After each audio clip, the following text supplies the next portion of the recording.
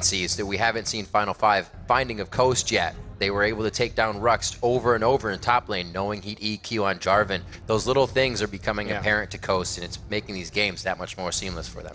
And the target bans will continue. There's no reason to go away from something that has worked so well for them. Bane is here. The Zed is a little perplexing there, but I think it's because they want to first pick something nice. Let's see if they end up banning Lee Sin away to keep it from Impaler this time. Very interesting bans. Jace hasn't really been something that's been used throughout this series either. Saw it banned a few times, but it's more been focused on the AP compositions. We've seen a lot of Lissandra, maybe that being a banned out. Thresh, playmaking for Sheep.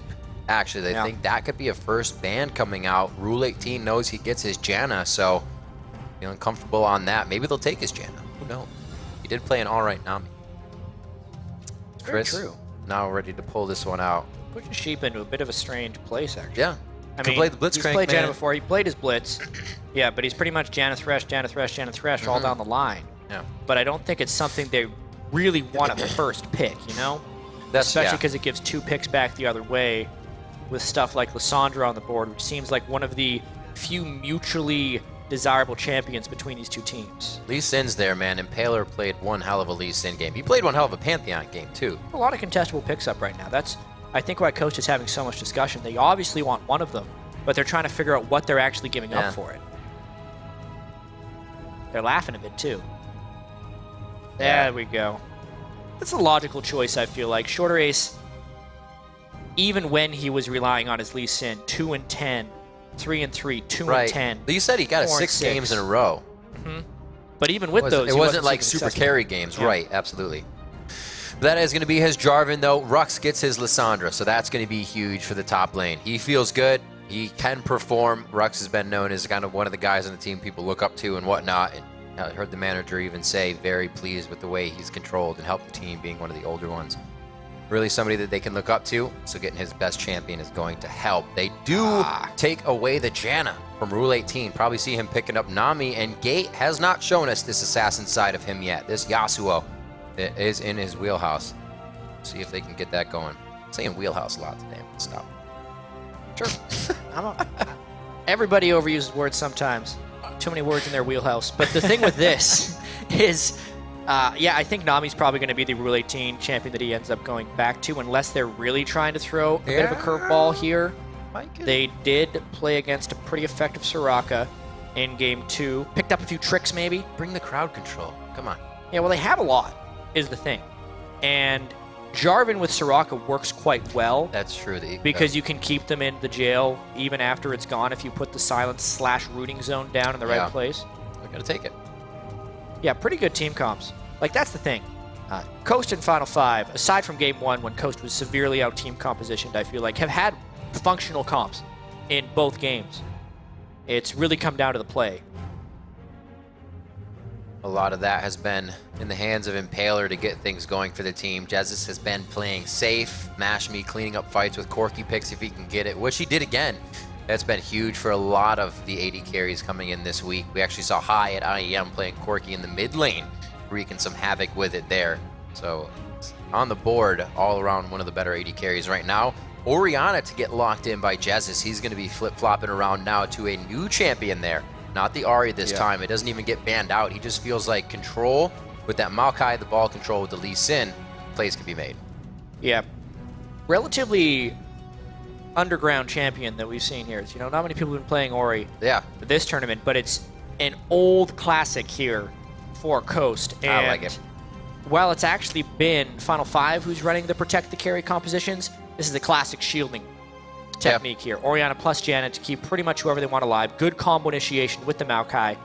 And maybe a little bit heavy on the magic damage, but because they have the Lee Sin in there, they have a very well-rounded team, which I think is what Coast needs here. Since Final 5 is the one trying to catch people off guard, they're the ones panicking.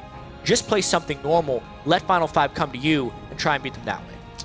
And it looks like Final 5 actually forgoes the poke game this time, really having any siege. You get a little bit of aggression there. If Gate takes LeBlanc, haven't really seen him try to go too hard or aggressive on his champion, so we'll see if he gets himself into trouble or actually puts up some numbers here with this LeBlanc. We've seen a lot of players in the mid lane taking LB. As you've discussed before, the stats 6 to 9, lower HP, higher spikes for the assassins to come out and take those squishies down that have the lower HP, and LeBlanc has been one of them. Zed off the board, so Gate goes for that assassin potential in her. It's going to be interesting. We do have to mention Prototype as well if we're talking about Final 5, because as the series progresses, I feel like he's just going down his tier list of favorite AD carries every single game. He's like, Vayne, all right, that worked. Okay, Vayne's banned. Let's do Jinx. All right, they kill me. Caitlyn, I'm not doing enough damage. Lucian, well, I haven't played it much. And even though he is kind of the catch-all for AD carries, right?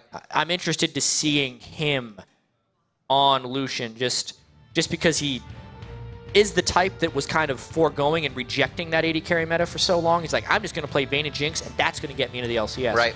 When it's kind of become clear that that will actually get them, among other things, eliminated from this tournament and auto-seeded into Challenger, he's at the last second abandoning his champion pool and just going for Lucian. Well, it's one of the things that gets weird, right, is how many times have you been in this situation? How many times has your champion pool been tested this much? It's the first time, probably. And then you're like, wow, I don't deal with this on a daily basis. Like, this is me feeling uncomfortable as we go into this game. Maybe if you get that first kill, it comes up big. Make sure you write us who you think's going to win, what's going to happen, how it's going to happen. Hit us up on Twitter at LOL Esports, LCS Expansion. Use that hashtag, and we'll be checking in on some of your thoughts later. Won't really let you know, but we're still going to check them because I like them. I might let them know. If they tweet at me, I'll be like, if it's a nice tweet, I'll favorite it. Oh. I like responding to some of the really nice ones, too. Yeah. Or the inquisitive questions that make me really question. Inquisitive if I'm questions saying the right that make things. you question things. I mean, that is what an inquisitive question does, is it not? It does. It makes you question. Well, we're going to question if Final 5 will be able to stay in this best of 5. A double elimination tournament here for the NALCS expansion. The best of 5, what these teams have to endure. And for the first few days, we saw these guys taking each other to 50 minutes. It was some brutal fights. We also heard ShorterAce, or a few players saying, I really hope that doesn't happen again. That was too long. I've not played that many games before. And it gets tiring. You don't make the moves you want to make. Sometimes you tunnel a little bit harder than usual. Yeah, and the game-to-game adjustments are difficult to make. You know, think of the quickness that we are going back into all of these games. That's true. We'll finish it. You and I will talk for a little bit. We'll go to a 5-minute break, and then we're back in a champ select. These guys have 10 minutes in between games to retro what has gone wrong in the past game and then plan a new strategy. Sometimes you want to just play. Like, you remember Uzi stayed on stage after his team lost. He's like, I don't want to leave. I just want to play. Entered a game, started playing. Next game, crushed faces. Yeah, that's one of those things that only works for Uzi. You'd be like, all right, guys, let's not talk about our problems. Let's go. And just win the next game somehow. Just make it happen. See if anybody can be that much of a carry. Put the backpack on and make it happen. We're going to have the Gromp start over here for Rule 18 and Prototype. Krugs on the other side, respectively, for ShorterAce and Rhux. Lane swap fun. Particularly teams that have Maokai have an inherent edge in the lane swap because he is one of the few people who can clear a jungle camp on their own without using Smite. Yeah. He stacked it with saplings and was able to get a very early level 2 here. That will help them a little bit. It's kind of like getting use of an old trick when you used to jungle Maokai. It's like, oh, we get to use it again. Very good, very good. Still hanging out with Impaler as they go down to the Krugs. I believe he smited that one. It's already down. They're just helping each other get around. And it looks like he will stay in the jungle for now. It doesn't have that Trailblazer just yet. Nobody has to really go to lane. We actually saw Fusion, I think, being the only other team that did a lot of lane swapping whenever Mac Noon would be on Rumble so he could stop Dragon. But other than that, teams are still trying to like figure out 420, what's going down. So the lane swap could really be throwing off Final 5 here, especially coming from blue. I honestly feel sorry for competitive junglers a little bit because this jungle gets released where it's no longer what it was in the 2014 season, which most of the time is, all right, you start on a red or blue buff, you kill one other camp, you do the other buff, and then you look to pressure or do things. Now, with the unique smite buffs on pretty much everything else, you have to pick a specific path. Depending on your jungler, you have a different back timing, you have different ward timings, you have tons of different paths. And if that's not enough, you're like, oh yeah, by the way, lane swaps. You got to figure out how to do that too. see how these guys end up adjusting. They seem to be doing just fine. Not too bad. Both are pretty healthy at where they are right now. Haven't had to back. Gonna go ahead and get their 2 buffs in. The Valkyrie Sheep trying to play this one a little hard. They do get the Ignite onto Rhux, but that's only a little bit of lane pressure. Freezing this one out, Mashme is gonna be denying some CS, and they're actually getting the wave at them. So that works out really nice to deny Rhux here. Cris getting a little bit of CS, 14-3, so that is actually affecting Rhux quite a bit. Yeah, I mean, speaking of lane swaps, Cris is crushing right now. The CS across the board. I mean, not only is he still in lane against 2 people, completely fine, not necessarily at immediate risk to dives, but he's 14 CS to 3, and it's not like that was at the cost of anything. No. Everyone else on the rest of Coast is doing just fine. A lot of that has to do with the fact that you have an inherent advantage when you're Maokai in a lane swap, because you get level 2 off of a single cam. Yeah. Then you help double jungle, and you go to lane at level 3, whereas Rhux, I believe, went to lane at level 2. He's been having trouble. Already had to blow his flash in that situation, so it's not going to be any easier. And you look at where Mash has the lane right now. It still hasn't even passed the river since they engaged. This is what they have to survive. The big wave, it's a 4-man dive. Sheep is not there necessarily in time, but he's very close. I think they can save it. Nicely done. Impaler getting the vision on. He is no stranger to taking the Q all the way in. No follow on the claw for Rhux, and they are forced to kind of just mill about down here. I don't even know if this can turn into a dragon, but they're definitely giving a lot of free farm to Mash in that top lane. He's not ahead of Prototype, so they're not getting huge things, but Rhux is going to be strangled for anything as we get to this level 6, as we get to the mid game. Coast is coming out on top in this lane swap. There's Yeah. one very critical thing about lane swaps that Coast just did is when the big wave arrived, they avoided the dive. And that is what makes or breaks a 1v2 lane, because inevitably the AD carrying support, if they know what they're doing, which Prototype and Relay Team did here, will stack up a very large minion wave. Yeah. And then if you can somehow either kill or push that person off the turret, you take them out of the game. Coast avoided it. They actually put a lot of damage back onto it. The opposite strategy was being employed on the other side of the map, where Mash was freezing out the top laner Rhux, who was on Lissandra. Therefore, he came bottom lane and tried to help with the dive while missing out on everything. Yep. So he's still level 3, walked all the way back top lane, where the lane is still barely frozen, not even coming back the other way, and needs a lot of help. Well, he's 2 levels higher than Rhux right now. And you can actually see, as you were saying, how Coast stopped all that from happening. It was perfectly fine to have 3 of their own members down in the bottom lane. Stopping Final 5 from really working anything off of that. Rhux now having that much harder of a time to get back into this game. 30-6 in CS, and ShorterAce even wasted quite a bit of his time here. Wards behind to make sure they're not getting countered. They're investing a lot of time in this. Yeah, a pink ward, a trinket ward, and 30 seconds. And Mash just plays it like a champ right there. Staying on the brush side so that even if Jarvan jumped in, he would have to at least burn flash, knowing he had his own summoners up, and just playing conservatively enough. It's so tempting when you're ahead like that in lane to just try and kill him right away, but again, kind of predicting where ShorterAce would be going. It's the smart thing for ShorterAce to support him up there because he needs it, and instead he just continues farming. Oh, Rule 18 getting caught out. This will be first blood. That goes over to Jesiz, and right now it seems like this lane swap has caused so much chaos for Final 5. Kind of roaming around solo in the river right there. We see Rule 18 going down. He was putting down the wards. He's got to do what he can to get the vision out, but knowing where everybody of Coast was on the map definitely made it a dangerous position. See, Rhux can't help out ShorterAce here too much. They're trying to take these fights, but Coast is just positioning a little bit better every time to get the upper hand there. Gate looks like he wanted to help, but that just relieved a bit of pressure in the mid lane for Jesiz to push. Now he's going to back. It really feels like Coast has just steadily improved throughout this entire series, and Final 5 has not been able to answer them. The third game adaptation here to forcing the lane swap really caught Final 5 off guard. I think they're in a little bit of a comfort zone. They're just like, all right, we'll pick Lucian, we'll do the lane, and then Mash doesn't even get hit by the flag and drag.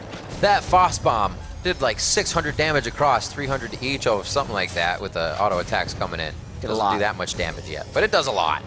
It looked like math. 8:15 on the clock. Impaler still headstrong and just diving to his wards deeper and deeper into the jungle. He's not afraid of anything right now. Gate, no mana to really help what's happening in the top lane, but Coast They are moving power and numbers so much faster, 10 seconds to 15 seconds ahead of Final 5 collapsing on any of these things. And surprised they're getting their own red buff right now without pressure. They actually are warded out enough to know that Final 5 is doing that red. So looks like Coast is going to give that to them for now. Get ready for Dragon. They're getting some nice wards on this as they sweep out. And the potential for pressure is very high with this Coast team composition. They can get the double Sightstone going very early on. That's true. Because of Lee Sin jungle, and then never let Final 5 catch their breath. It's going to be very tough. Keeping that vision control up is going to be how Final 5 actually gets their picks with the LeBlanc, with their Jarvan. It's going to be hard to just walk into these fights and get what they want out of it with all the disengage. You already see it here, Sheep and Bash still putting a little bit of that power into the bottom lane. It's going to be 75 to 69, so Prototype has done well for himself in a chaotic lane here in the bottom that was back and forth, lane swapped around, but it has not helped still. Rhux, 55 to 24 in that top. Good pressure by Prototype. He's putting on the last bit of that mono damage. Doesn't have much more to offer there. Yeah, now the lanes are kind of back to standard. I don't necessarily think we're going to see a huge advantage from Coast. It's a one-level advantage for Mash, which is pretty nice, but it's more going to be about Cris punishing Rhux since he was so heavily denied, and hopefully Coast forcing the right kind of Dragon fights. The solo lanes in particular have just really benefited from this lane swap. Well, they had one more trick up their sleeve. Not that the lane swap is a trick, but just something. Whoa, Prototype and the team weren't expecting, especially that damage coming out from Mash. Every bit of the Gatling just applying. Prototype stayed within range. Thought he might have the damage output, but sustain from Rule 18 was not enough. They're both going to be forced out of this one. Some different engages that they're deciding to take here, not to benefit them. Ooh, ShorterAce, great tornado, but he still gets knocked up. Yeah, that's enough mana just for Cataclysm. You can see Rule 18 trying to crawl around the outside here. Mash may also go down in this. That's the exhaust play that Prototype was able to get away with there. He did not take the initial burst from Corki, but he's also out of mana. This is getting to be a little chaotic here. The twisted advance. Prototype very low. So is Rule 18. He flashes to get out of it. Sheep could take one more hit. He stays alive.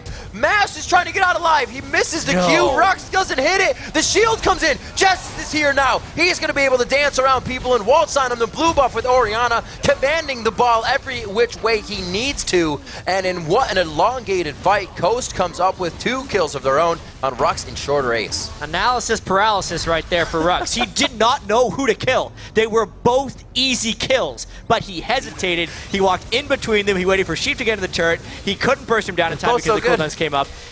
I can't believe nobody on Coast died. They were so screwed for where they were right there, but they ended up all living to get some kills back, and that is really bad for Final 5's morale. Let's see this one more time. It's just how chaotic. Look at how low look Mash at is. HP and mana. Even Sheep, he's right next to him. Blow him up. Just blow him up.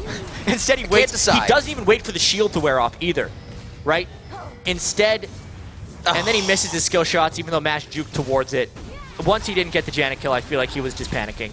At that point, Cris comes in the backside, finishes him off, and the chase is on for Coast. They have the shield power.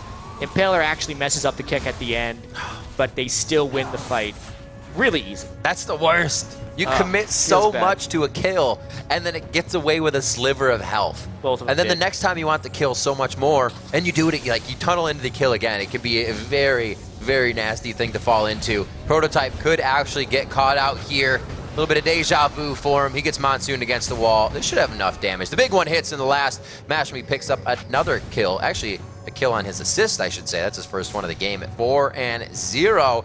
Coast doing it quite methodically this game and making sure they're picking up a little bit every so often. Just to go back to that Lissandra play once again, absolutely. I don't want to be overly critical because I realized upon watching that again that the burst through the Janna shield clearly will not kill Sheep, right? That's what he did in the turret. However, he waited so long. If he waited another half second, the shield would have been gone. And what he was trying to do, he was trying to secure both kills because he knew he was one spell away from killing Corki and a burst away from killing Sheep. Split second. He just was a little too early, and then he missed his skill shot. So because of those 2 minor mistakes, he ends up missing up on both kills. You only have that split second to make a decision. Everybody else is doing what they can to survive in the fight as well. So whichever way you choose, it's like diving for a penalty kick. The other way is only going to be harder if you're trying to go back. There's the Dragon getting a little bit of damage on him. And he's going to go down quite fast. Down to 1,500. Impaler gets this one for himself. Picks up the first Dragon for the team here in the game. And they're only 3K up at this point. They're able to get to the other side. I was going to say the 3K down, but they're blue. Coast is up. They have a turret. It should be answered here now by Final 5. They're grouping. They're starting to use a bit of that team pressure, but I don't know how fast they're going to push this. They don't have Prototype with them. He's always off on the side farming at this point. And here comes Cris. Twisted advance in. Rule 18. Separated from the fight just a little bit. Just because you're with the team, it's still dangerous to be the last one in line. And it's really dangerous. I don't mean to be overly harsh, but it's really dangerous to have Rule 18 on Soraka, a champion with such low mobility and inability to protect oneself. When he plays Janna, he plays a very aggressive style, which honestly works a lot of the time for him because he puts himself in very dangerous situations, relies on Janna's insane move speed and insane peeling potential to stay alive. Soraka has none of that, and he's played Janna so many games in a row that he's still putting himself in those dangerous positions, and Soraka strictly does not have the tools to keep him alive. So he's just going to die a whole bunch this game. It's like he can break the champion he's playing, but he can't break the mentality of the champion. See if he can get himself into some safer spots. Does have Moby boots, so as long as he can get in and out unscathed, he'll have a little bit safer of a time making that happen. Could do it with Gate. A little bit of LeBlanc pressure could make these easy wards that they're putting out. And they're still getting some, not deep wards, but they're still getting wards. Just on the other side of the river is only going to give them so much vision, though. Coast has really been living on their side of the map, on the bottom side of the river, towards that dragon, towards Prototype. Right now, they're trying to ward the top side. Seems like Final 5 is guessing right for now. The Baron is going to be coming up within the next 3-4 minutes. So, gotta make sure that nobody has enough strength just to take that out right once it does come up. It's going to be probably 2 dragons in favor of Coast by then, so they won't kill Baron right away. But with their long range, with their tanks, they should be able to drop it. Final 5 may not be ready. Been something they could not fight against last game. It's something that Coast really needed to get through the turrets. And it's something they know they need to do. So once they find Baron, the game could pretty much be over. Final 5 says, we're taking mid. We're starting off our push of the game, though. And we're not going to let you get that far just yet. It is very critical that they can maintain some lane presence in this game. Yeah. Without those turrets, then they would just continue to lose control. And they don't have the champions to play safe wards. That's the biggest problem. Their main warder is on Soraka, who when you're ahead is great because you can move around as a team, but they actually don't want to pick fights right now. And they're at danger of getting initiated on by a Righteous Glory Maokai, who is really good at initiating fights. That makes it so tough that they don't want to fight because, man, Coast wants to fight a lot right now. Like you said, Righteous Glory on Mao, able to give movement speed to the team, able to pretty much throw out Randuins as well at the end of that engage. No, Final 5, they're going to have a hard time pulling this one out. If they do, as I was saying Baron like it's going to happen now, but I'm just looking at their wave clear, what's going to happen. For sure. They can't clear once they get to the turrets. They got to do something now. They have to make this power spike happen. They're at level 9. Level 11's coming soon. You're going to get your second ult. It's got to be soon. Yet Final 5 has made so many mistakes in the past few games. They're almost appearing a little gun-shy at this time. It'd be unfortunate for them if they lose this one, but they've already made so many missteps in this game alone. It may be too much to come back from. They've had their backs against the wall in games, and they definitely have a lot of playmaking potential. Now the Coast in the mid lane. They're going to try. That could be a big hit. ShorterAce gets blown out of that one. Jesiz by himself in the fight. Rhux does use that on Jesiz, but he's out quick. Looking on the other side, it is Cris. He's huge. He's trying to make an impact on the back line. Vengeful Maelstrom goes down, so he's not able to mitigate as much of that damage coming in from that ultimate that was circling him. And Impaler is just hatching this ward right now. They know he's there. They're going to try to bait him out for a play make, but they're not going to give it to him just yet. Yeah. If I was his teammate in solo queue, I would have thought he was AFK there because he was waiting so long in the exact same spot. It's like, did we lose Lee? Should we back up? Overall, though, that was a great fight for Final 5 to get a 1-for-1. Yeah. And it's because they positioned properly. They used their assassin mages as flankers. And that's what Impaler was waiting for that whole time. He just had to find a brush that wasn't warded. So he ends up turning the fight in Coast's favor. And yet again, he is the difference maker in these games. 2-0-2 on Lissandra. So that's where it helped. The Final 5 was getting their wards on the side of Coast, but they still need wards on their own side of the jungle. Only took a matter of seconds for Coast to push across that side of the river and make things troublesome for Gate. Good kill by Impaler, and it's been consistent. Another game in a row where he's hitting shots. He's snowballing the team. So close to kills. Jeez, flag and drag just shy and then have Mash jump right over your head. You gotta feel bad. especially when ShorterAce is trying so hard to make a play. That was an opportunity to make one, but another kill just slips through their fingertips. Not going to be any easier, Jap. The core items getting completed here on the side of Coast. I think they figured out really how to control the game against Final 5, and they're able to walk pretty much around them, not let these engages happen, not find the claw coming over the wall, but seeing it before it happens. And already you can see Cris, he does have the flash here. He probably could have walked out of that one though. Not too much close-in coming on. There's the Righteous Glory going off.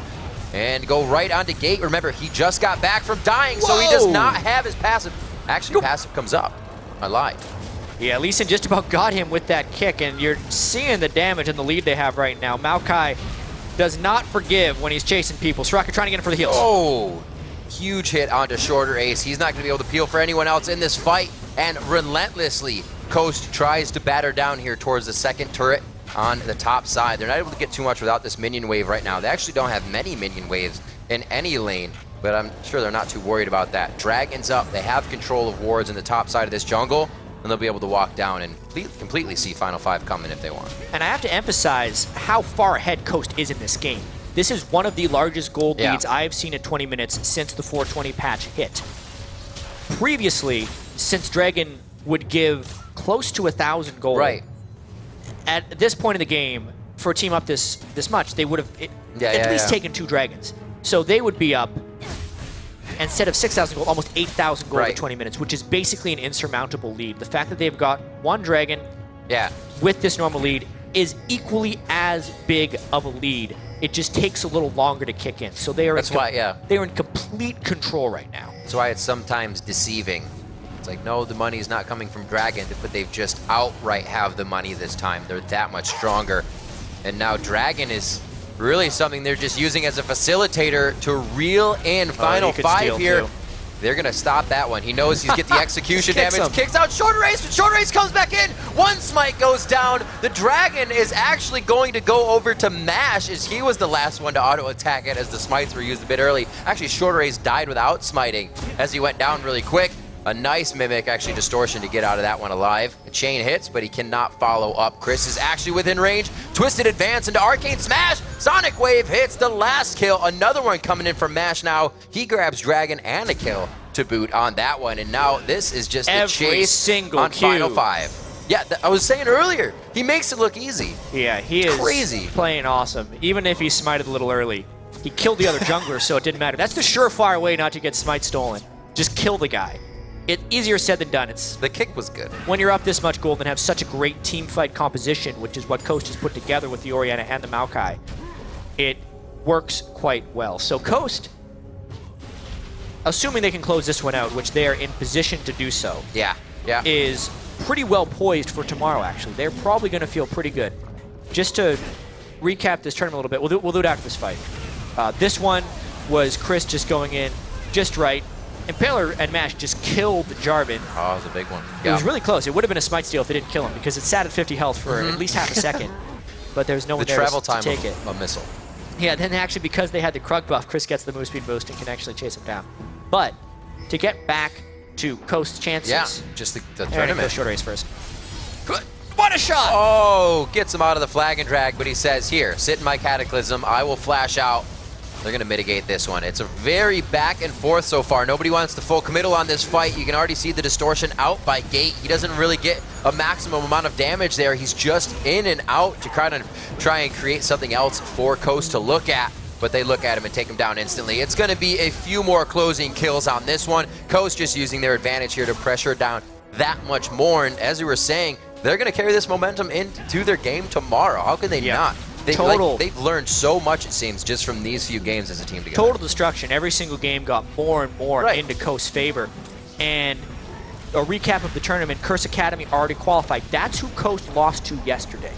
They had a 3-1 against Curse Academy. So did Fusion. And they look very, very close in skill. But from a mentality perspective, Coast is the team coming off a win. Fusion is the team coming off a loss, and I think that actually gives Coast a little bit of an edge. Neither of these teams have faced each other, and Coast has the confidence of being like, oh yeah, the only team we lost to was the team that just won straight out. Plus we destroyed Fusion, who, by the way, Coast is thinking we destroyed Final 5. Right.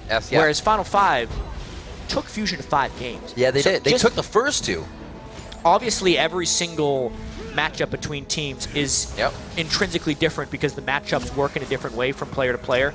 But from a mental perspective, especially with how well Impaler is playing, Coast has got to feel good going into tomorrow. Could be a very interesting matchup. See what the champion pools are shared between those two teams. Obviously, top laners sharing quite a bit recently. And this Lissandra, you can see it's safety. But then if you have too many people around it, nothing is safe. He's going to go down quite quick. Rhux cannot do much. In 1-4 here on one of those top-tier champions that he likes to pick. Not being an impact on this game. It does not spell good things. Impaler actually gets caught going, and the window shopping. That's actually what it looked like there. Boom. He had very slow reactions once LeBlanc interrupted his recall. Cris in a little bit of trouble as well, asked to burn flash. So, getting ahead of themselves, as we were just doing. Getting ahead of them for Coast, saying the game was over and moving on to the next thing. Something you can't necessarily do in this series, but it is still just 1 kill. Nice bit of shutdown gold to gate. May open up some vulnerabilities for the assassination, but they already have a Lock of the Iron Solari. They have a lot of shields. Coast should still be all right. Yeah, they're doing quite well. We actually see teams picking up 2 lockets. They benefit each other, but not many people are going to keep benefiting off of that if you try to build a million of them. We see Cris doing it quite a bit. Coast did it just the other game, and now it's only 1. Like you said, Sheep has that built up, stopping the assassination potential, hopefully, of Gate to come in here. Now they start to set up towards Baron. Good wards coming in from Coast. They have pretty much all the vision that they need to see anybody coming from any distance. And they'd probably peel off a Baron and take the fight before that even happened to make sure it wasn't a dangerous thing to do. Right now they have the control. They also have Nash on the way up and full vision right now of Final 5. This is how this one may end.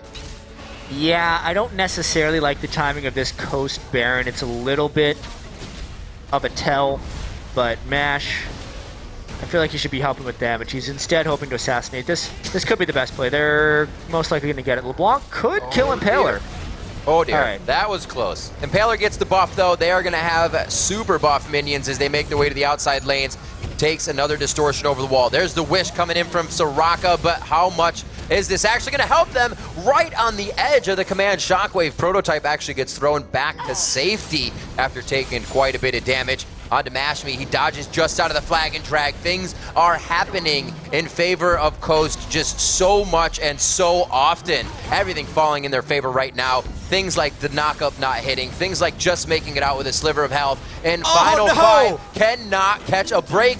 That's going to be the ace, the double kill, but he actually goes down in the end as he valiantly attempts to dive.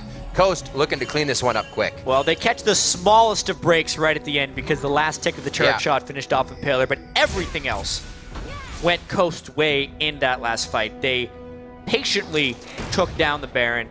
Smite Steal was not in range. They chased for kills in a very organized manner. Coast is looking better and better as this series runs to a close because the comeback is nearly impossible at this point. Yeah, they're surmounting way too much of a lead here. 21-4.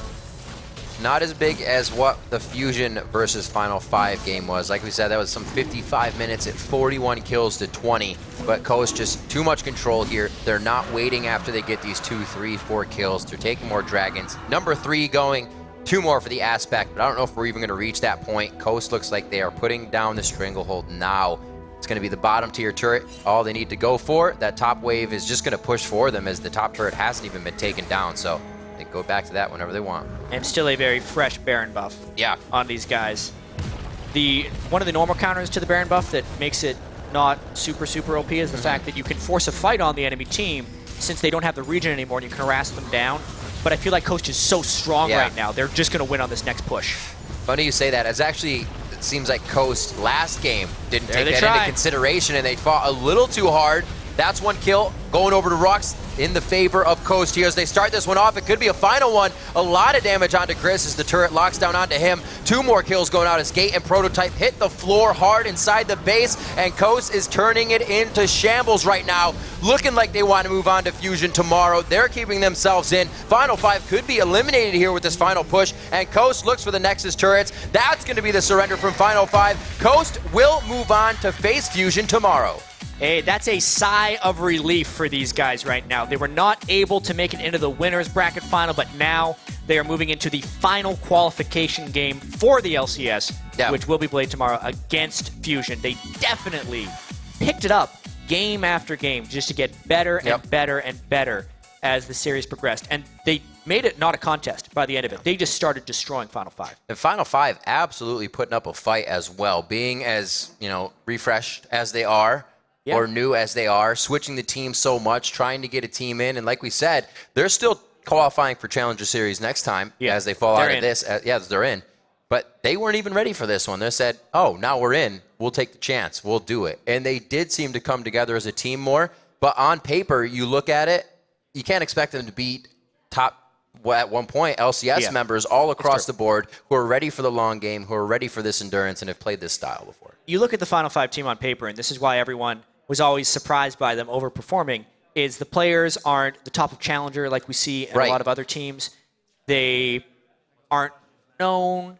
They don't actually play all of the meta champions. So you're thinking, how was this team going to be successful? And honestly, they set their own bar pretty low. They just wanted to make it into Challenger Series next year, which they have already done. So they actually did accomplish their first goal. They just didn't make it into their stretch goals. So no LCS this year. They still have a future, though, because any team that can find that much success without having the top of Challenger and without being around for a really long time clearly has some type of intrinsic teamwork that works well together. And if they can continue to build on that, they could very well make it into the LCS next year. And that's really hard to find as well. I said it for Coast that, you get a lot of LCS players that kind of I want to do my style if a game gets tight or they think they can carry. But you might get that out of new players as well that think they can do it, that want to be the hot head of the team. But these guys all seem very down to earth, know what they're doing in the game. It was awesome talking to ShorterAce. It was awesome talking to the rest of the team, hearing what they wanted to do. They did actually try. Who else is going to try to pull out a Lulu jungle in a best of 5? Maybe Kikis. Who knows? But still, these are the kind of things that need to happen that throw off the veteran teams when they don't know what's going on. Yeah, we even talked, I saw an interview with Dash, Final 5 manager yesterday. She was very well-spoken. Yeah, she was. Right? They actually have some good heads on their shoulders. They have some good guidance as well. I'll be interested to see if they stay together, right? Because so many times I go on this field and be like, this team's got a great future if they just do this and this and this. But then since a lot of these are really young guys, they're just like, he sucks, let's finish him. Let's take a new player in this one. And it all ends up falling apart. I hope they stick together because I think they have a future. Well, here's a team that's definitely sticking together. We're going to throw it to Dash for a quick interview with the winners, who are Coast. Moving on tomorrow. Thank you, gentlemen.